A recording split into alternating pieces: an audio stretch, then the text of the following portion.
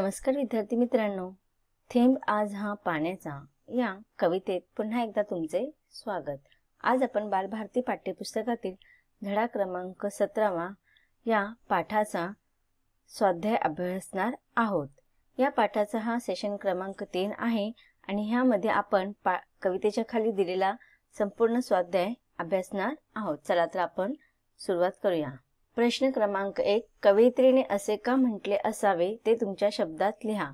याच्यामध्ये तुम्हाला दोन प्रश्न विचारलेले आहे। अ, या मोत्यांच्या पाण्याचा संचय कर। आ, निसर्गाला जे कळते ते माणसाला कळत नाही। तर आपण सुरुवातीला अ चं उत्तर जाणून घेऊया। अ, या मोत्यांचा म्हणजेच पाण्याचा संचय कर। उत्तर पाहूया। पावसातून धरणीवर येणारे पाणी अत्यंत मूल्यवान आहे। माणूस, पशु, पक्षी व निसर्ग यांना जगण्यासाठी पाणी अत्यंत गरजेचे आहे।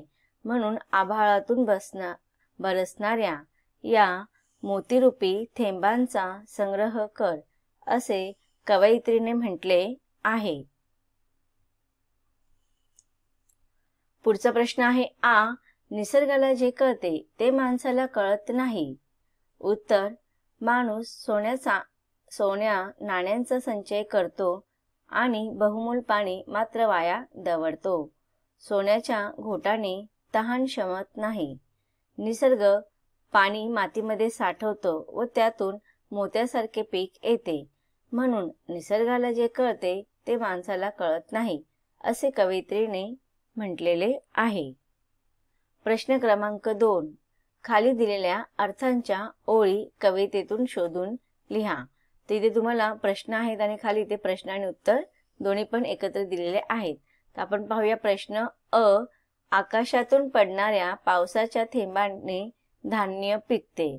तर हे अर्थ आहे कवितेच्या ओळीतील आणि आपल्याला तो कवितेतील ओळी शोधून लिहायचे आहेत। उत्तर, आभाळातील या मोत्याने मातीमधून पिकते मोती। आ, मनुष्य खणखणत वाजणाऱ्या नाण्यांचा तिजोरीत संग्रह करतो। उत्तर, संचय करता तिजोरीतल्या खणखणत्या त्या नाण्यांचा। ए, निसर्गाचे मोल न जाणणे हे स्वतःला फसवण्यासारखे आहे। उत्तर, कशास ऐसा वेडा चाळा स्वतःहून ठगण्याचा। तर अशा रीतीने आपण प्रश्न क्रमांक 2 ही पाहिलेला आहे।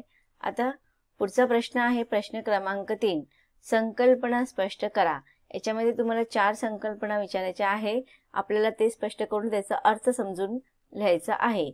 अ, आभाळातील मोती। आ, मातीतील मोती। ई, मोत्यांचा संचय आणि ई, बहुमोल थेंब। चला तर आपण प्रश्न आणि उत्तराला सुरुवात करूया।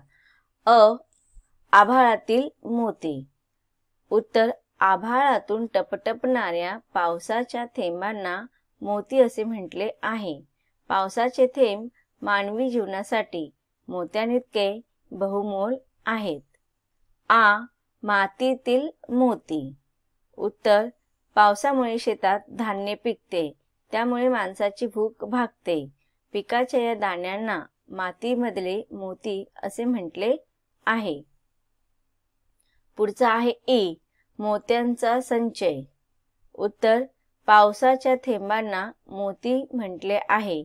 या मोत्यांचा संग्रह करा असे सुचवले आहे, कारण पाणी जीवनावश्यक आहे। ई, बहुमोल थेंब। उत्तर, पावसाच्या सरीतून येणारे पाण्याचे थेंब माणसाला व सृष्टीला जगवतात, म्हणून त्यांना बहुमोल म्हणजेच अत्यंत मोलाचे म्हटले आहे। प्रश्न क्रमांक 4, खाली दिलेल्या ओळीतील विचार सांगा। ओळ दिलेली आहे तुम्हाला। तहानेसाठी सांग पुरे का, घोट तुला रे सोन्याचा, आभाळातील बहुमोलाचा थेंब आज हा पाण्याचा। तर बघा इथे हे कवितेतील ओळी दिलेल्या आहेत, त्याच्यातील आपल्याला विचार भावार्थ सांगायचा आहे। उत्तर पाहूया। माणूस सोन्या नाण्याचा संग्रह करतो, पण सोन्याचा घोट माणसाची तहान शमवू शकत नाही। पाणी हे संजीवन आहे। सोन्या नाण्यापेक्षा ते अमूल्य आहे। आभाळातून येणारा हा पाण्याचा थेंब आज बहुमोलाचा आहे. प्रश्न क्रमांक 5. माणसाने निसर्गाकडे बघण्याचा दृष्टिकोन बदलायला हवा या वाक्याचा तुम्हाला समजलेला अर्थ स्पष्ट करा. उत्तर. निसर्ग माणसाला भरभरून मदत करतो, पण माणूस निसर्गाची कदर करीत नाही. उलट वारेमाप जंगलतोड, जलप्रदूषण, वायू प्रदूषण यासारखे गुन्हे करतो. निसर्गाकडे दुर्लक्ष करून त्याला लुबाडले तर माणूस वाचणार नाही. म्हणजेच निसर्गाकडे पाहण्याचा दृष्टिकोन बदलायला हवा. त्यासाठी पर्यावरणाचे रक्षण व संवर्धन करायला हवे. प्रश्न क्रमांक 6. फरक स्पष्ट करून तक्ता पूर्ण करा. इथे बघा माणसाचे धन आणि निसर्गाचे धन दिलेले आहेत. मग माणसाचे आणि निसर्गाचे धन कोणते ते ह्या दोन बॉक्समध्ये तुम्हाला लिहायचं आहे कॉलममध्ये. नंतर माणसाचे धन कुठे ठेवतात, निसर्गाचे धन कुठे ठेवतात, माणसाच्या धनाचा उपयोग आणि निसर्गाच्या धनाचा उपयोग असं तुम्हाला इथे लिहायचं आहे. तर पाहूया उत्तर. माणसाचे धन कोणते? माणसाचे धन म्हणजे सोने चांदी. पण निसर्गाचे धन म्हणजे काय? शेतातील पीक. माणसाचे धन कोठे ठेवतात? उत्तर आहे तिजोरीत. आणि निसर्गाचे धन कुठे ठेवतो आपण? घरात. माणसाच्या धनाचा उपयोग वस्तू विकत घेणे आणि निसर्गाच्या धनाचा उपयोग आहे माणसाला जगवणे. पुढचा प्रश्न आहे खेळूया शब्दांचे. खालील शब्दांचे अर्थ समजून घेऊन त्यांचा वाक्यात उपयोग करा. आता इथे बघा तुम्हाला शब्द दिलेले आहेत. मोल, बहुमोल, अनमोल, मोल, मातीमोल, कवडीमोल. तर आता आपण एक एक शब्दांचा अर्थ समजून घेऊया आणि त्याचा वाक्यात उपयोग करूया. पहिला आहे मोल. मोल म्हणजेच काय? मूल्य. म्हणजेच आपण त्याला दुसऱ्या सोप्या शब्दात आपण किंमत पण म्हणू शकतो. तर मोलचा अर्थ काय आहे? मूल्य. वाक्य. आईच्या प्रेमाला मोल नाही. दुसरा आहे बहुमोल. बहुमोल म्हणजेच अमूल्य. वाक्यात उपयोग पाहूया. वृक्ष आपली बहुमोल संपत्ती आहे. आता बघा इथे मोल ह्या शब्दालाच पुढे काय लावलेलं आहे? उपसर्ग लावलेला आहे. मोलमध्ये बहुमोल आणि मोलमध्ये अनमोल. तर अन आणि बहु हे उपसर्ग लावल्यामुळे त्यांचा अर्थ कसा बदलतो ते इथे सांगितलेलं आहे. बहुमोल म्हणजे अमूल्य, तसं अनमोल म्हणजे ज्याची किंमत करता येत नाही असा. बहुमोल म्हणजे अमूल्य. त्याचं वाक्य पाहूया. वृक्ष आपली बहुमोल संपत्ती आहे. अनमोल ज्याची किंमत करता येत नाही असा. वाक्यात उपयोग पाहूया. माणसाला लाभलेले जीवन हे अनमोल आहे. पुढे 4. मातीमोल. मातीमोल म्हणजे क्षुल्लक किमतीचे. वाक्य. पुरामध्ये पीक मातीमोल झाले. 5. कवडीमोल. त्याचा अर्थ आहे अगदी क्षुद्र किमतीचे. वाक्य आहे आई वडील गुरुजन यांचा जो आदर राखत नाही त्यांचे जिणे कवडीमोल ठरते. पाहूया पुढचा प्रश्न. माती मोती अशा शब्दांचा अर्थात केवळ एका मात्रेमुळे खूप फरक होतो. तर अशा शब्दांच्या जोड्या शोधायच्या आहेत आणि आपल्याला लिहायचं आहे. पहिला उदाहरण दिले तुम्हाला माती मोती. आता पाहूया असे शब्द. 1. गारा गोरा. दुसरं बाली बोली. 3. कान कोण. 4. टाळी टोळी. 5. पाळी पोळी. 6. दारी दोरी. 7. गाडी गोडी. 8. काडी कोडी. पुढचा प्रश्न आहे निसर्ग वाचवा या विषयीचे घोषवाक्य तयार करून खालील फलकांवर लिहा. तर असे इथे मी दिलेले आहेत, पण तुम्हाला जे आवडतील ते घोषवाक्य तयार करून लिहू शकता. निसर्ग माझी माता, मीच तिचा रक्षण करता. दुसरा आहे वृक्ष लावा दारोदारी, आरोग्य येईल घरोघरी. पर्यावरण वाचवा, भविष्य घडवा. स्वच्छ सुंदर परिसर, आरोग्य नांदेल निरंतर. पुढचा प्रश्न आहे पाऊस पडलाच नाही तर कल्पना करा. खालील मुद्द्यांच्या आधारे निबंध लेखन करा. तर आता इथे मुद्दे दिलेले आहेत आणि त्याच्यावरती आपल्याला निबंध लिहायचा आहे. आणि आपला विषय आहे पाऊस पडला नाही तर काय होईल ते आपल्याला लिहायचे. तुम्हाला मुद्दे दिलेले आहेत. पाण्याचा दुष्काळ, दैनंदिन जीवनावर होणारे परिणाम, शेती व उद्योगधंदे यांच्यावर होणारे परिणाम, नदी नाले विहिरींची स्थिती आणि सजीवांवर होणारा परिणाम. तर आता आपण उत्तर पाहूया. जून महिना संपत आला तरी पावसाचा पत्ता नव्हता. पावसाविषयीचे सर्वांचे अंदाज खोटे ठरले होते. सर्वजण पावसाची आतुरतेने वाट पाहत होते. मनात शंका आली, पाऊस पडलाच नाही तर? हा विचार मनात आला आणि अंगावर शहारा आला.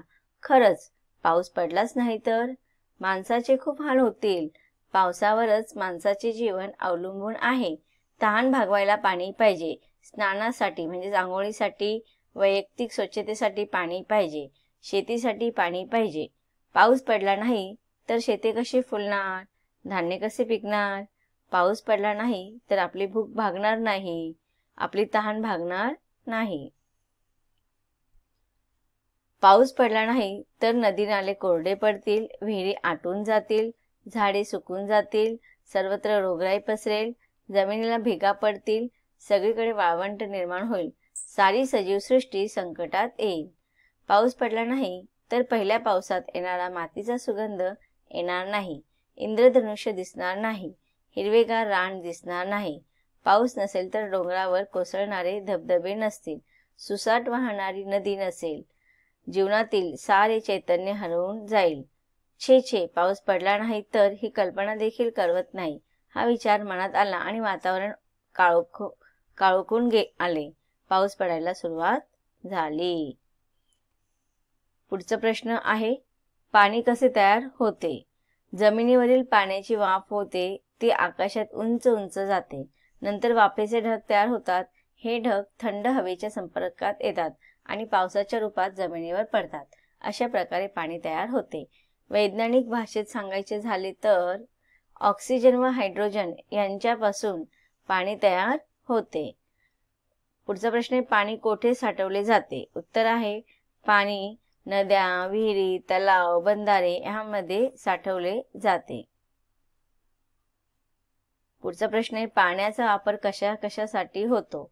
उत्तर, पिण्यासाठी, शेतीसाठी, कारखान्यासाठी, दैनंदिन जीवनातील विविध काम करण्यासाठी. उदाहरणार्थ आंघोळीसाठी, स्वयंपाकासाठी, कपडे धुण्यासाठी, भांडी घासण्यासाठी इत्यादी कामांमध्ये पाण्याचा सर्रास वापर केला जातो. पुढचा मुद्दा आहे, जल प्रदूषण म्हणजे काय? तर उत्तर आहे, जल प्रदूषण म्हणजे पाण्याच्या स्रोताचे प्रदूषण. पाण्याचे प्रदूषण, पाण्यात अपायकारक पदार्थ मिसळले जाते.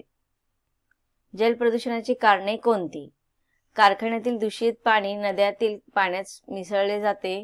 पाणवट्यावर जनावरे धुणे, आंघोळ करणे, कपडे धुणे, भांडी घासणे, कचरा, प्लॅस्टिकच्या वस्तू, प्लॅस्टिकच्या पिशव्या, पूजेचे साहित्य पाण्यात टाकणे, ह्या सगळ्यांमुळे जल प्रदूषण झालेलं आहे. गणपती, दुर्गा देवी इत्यादींच्या प्लॅस्टर ऑफ पॅरिसच्या मूर्त्या पाण्यात विसर्जित करणे. पुढचा मुद्दा आहे, जल प्रदूषण रोखण्यासाठी काय करावे असे तुम्हाला वाटते? उत्तर आहे, जल प्रदूषण रोखण्यासाठी नदीमध्ये कारखान्याचे दूषित पाणी मिसळणे टाळावे, पाणवट्यावर आंघोळ करू नये, जनावरे धुणे, कपडे धुणे, भांडी घासणे, कोणत्याही प्रकारच्या कचरा पाण्यात टाकणे टाळावे. प्लॅस्टिक ऑफ पॅरिसच्या मूर्त्याऐवजी मातीच्या मूर्त्या जास्तीत जास्त वापर करावा. पूजेचे साहित्य पाण्यात टाकण्यापेक्षा जमिनीत खड्डा करून त्यात टाकावे. पुढचा प्रश्न आहे, जल संवर्धनासाठी तुम्ही कोणकोणते उपाय सुचवाल? उत्तर आहे, दैनंदिन कामे करताना, आंघोळ करताना, जनावरे वा गाड्या धुताना नळाऐवजी बादलीत पाणी घेऊन वापरावे. उरलेले पाणी झाडांना टाकावे. नळ पूर्णतः बंद ठेवावे. थेंब थेंब पाणी पडत असेल तर लगेच त्याची दुरुस्ती करावी. पाणी पुनर्भरण प्रक्रियेचा वापर करावा. तर विद्यार्थी मित्रांनो, अशा रीतीने ही कविता इथेच संपते.